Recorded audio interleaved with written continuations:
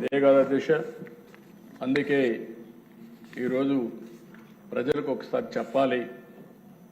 ఆ రోజు చెప్పాం, ఈరోజు చెప్తున్నా, సంపద సృష్టిస్తాం, ఆదాయాన్ని పెంచుతాం, పెంచిన ఆదాయాన్ని మళ్లీ మనకుండే అవకాశాలను తీసుకుని పేదవాళ్లకు సంక్షేమ కార్యక్రమాలు సాధికారత కోసం ఖర్చు పెడతాం.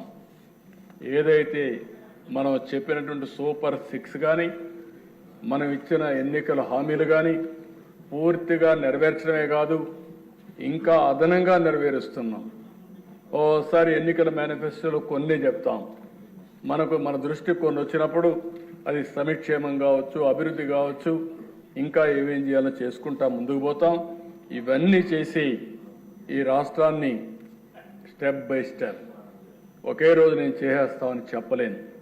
ఎందుకంటే ఎప్పుడూ చూడనటువంటి విధ్వంసం చూస్తున్నాను, ఎప్పుడూ చూడనటువంటి అధికారుల్లో నిర్వీర్యం చూస్తున్నాను.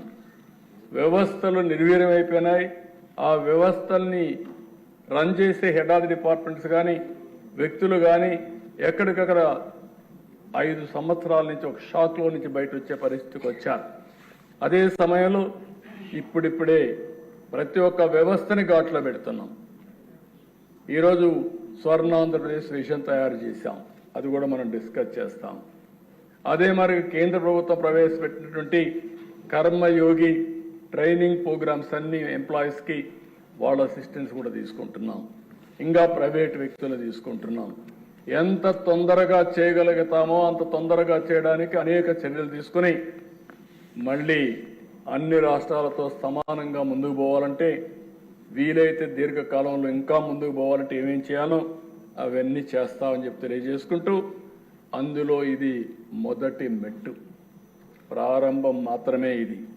ఆ ప్రారంభంలో ఉండే అన్నీ కూడా అడ్జస్ట్ చేసిన తర్వాత మొత్తం బడ్జెట్ చూస్తే 2,94,427 కోట్ల రూపాయలు. పోయిన సంవత్సరం యాక్చువల్ కంటే 15% అదనం అని చెప్పి మరొకసారి మీకు అందరికీ తెలియజేస్తున్నాను.